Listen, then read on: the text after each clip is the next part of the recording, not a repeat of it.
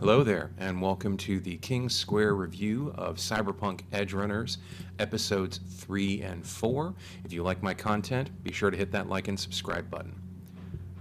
When the world continuously takes away your options and shatters your dreams, what choice do you have but to rebel and make your own path? That is the core question at the center of episodes 3 and 4 of Cyberpunk Edgerunners. The callous disregard of Night City, the setting for both the Cyberpunk TTRPG and the video game Cyberpunk 2077, was on full display in the first two episodes. In these two episodes, David Martinez finds himself joining a crew of fellow cyberpunks and beginning to descend into the shadowy world they inhabit. Spoilers ahead, so don't continue listening if you haven't watched episodes 3 and 4 of Cyberpunk Edgerunners. Now that we've got the spoiler warning out of the way, the third episode, titled Smooth Criminal, picks up immediately where the previous episode left off. David is at the mercy of a group of edgerunners, aka cyberpunks, led by the absolutely monstrous man called Maine. It turns out that Gloria Martinez, David's mother, had stolen the Sandevistan implant currently in David's body and arranged to sell it to Maine. Unfortunately, Maine never received it due to Gloria's untimely death. When Maine finds out that David is Gloria's son, he calms down enough to allow David to strike a bargain. David joins Maine's crew to work off the debt that's been incurred. At first, Maine is hesitant to take on a teenager with zero edge running experience, but he eventually agrees. What follows is David's first job with the group, grabbing the GPS data on an Arasaka executive named Tanaka through their driver. Now, seeing the group set up the gig and pulling it off is quite a bit of fun.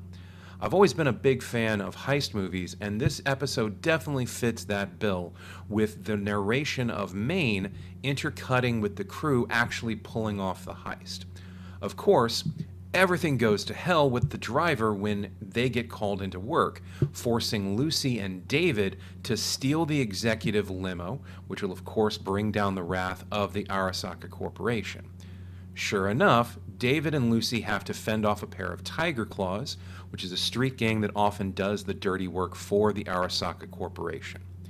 The timely intervention of Maine prevents David from getting flatlined by the Tigers, which goes to show that even with the Sandevistan implant that David has, he is far from being capable of protecting himself in the big bad world of Night City.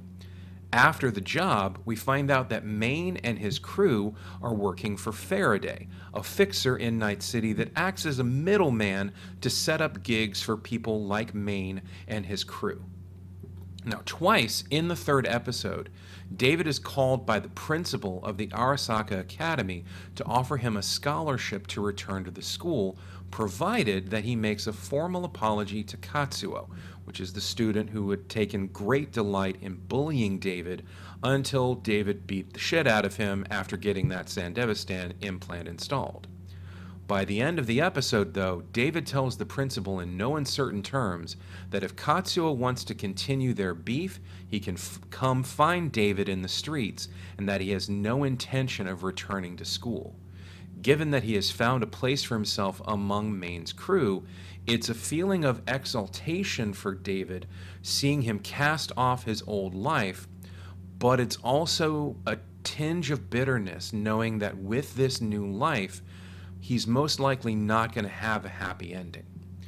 We also get introduced to the rest of Maine's crew in episode 4, titled Lucky You. The crew is made up of a motley bunch of characters.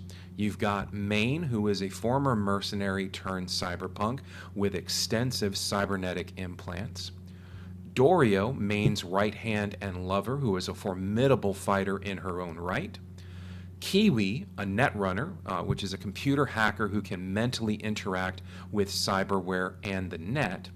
Lucy, who was introduced in the previous second episode, who is also a netrunner.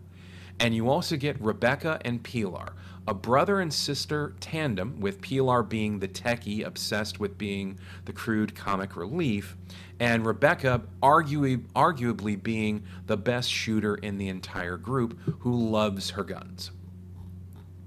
Much of the plot of Lucky You is the group training David to become a better edge runner, including emphasizing the need to carry a gun, the slang term being iron, and the need for further cyberware implants to give him an edge when combat starts. Lucy starts taking a liking to David, and she starts running with him, getting his stamina up and providing a dilemma for David. It's clear to everyone in the crew and the audience watching the show that David is falling for Lucy, but she remains very distant from him. We get to see more of how the underworld of Night City operates in between these training sessions, including a visit to the Afterlife, which is a prominent bar in Cyberpunk 2077 where edge runners are known to frequent. It's a tradition of the Afterlife for drinks to be named after famous edge runners, but there's one catch. To get this distinction, you have to die in spectacular fashion. Everything comes to a head near the end of this episode, though, and this is where the first real big bout of tragedy hits this crew, and that is when Pilar is suddenly killed by a cyber psycho. The randomness of Pilar's death is this first signal to the audience that no matter what you may think, no one is safe in this story, which is how it should be in a cyberpunk story. I mentioned in my review of the anime series that life is cheap in Night City, and Pilar's death shows that Studio Trigger and the writers for Cyberpunk Edgerunners aren't afraid to follow through with anyone can die suddenly and really without any good reason. It also marks a turning point for David, who up to this point hasn't been able to bring himself to shoot to kill. It's only when Lucy is at the mercy of the cyber psycho that David loses all of his hesitation and he unloads a single shot into the psycho's head. Later that same night, Lucy and David share a quiet moment on the rooftop of Lucy's mega building. It's here that Lucy reveals something that David is just now starting to realize. The life of an edge runner is short and cheap. As Lucy puts it in this episode, you don't make a name as a cyberpunk by how you live. You're remembered by how you die. This ties into the overall ethos of the Cyberpunk TTRPG and Cyberpunk 2077. There is no such thing as a living legend in Night City. Anyone who chooses to live the life of a cyberpunk is living on borrowed time. Sooner or later, their ticket is going to get punched. It's not a question of if, but a question of when, and more importantly, how. As David and Lucy share their first kiss under the moonlight, David makes a childish promise that he won't die on Lucy. It's meant to be a sweet moment, but this is cyberpunk, and as I mentioned at the end of my last review, there are no such things as happy endings in a cyberpunk story.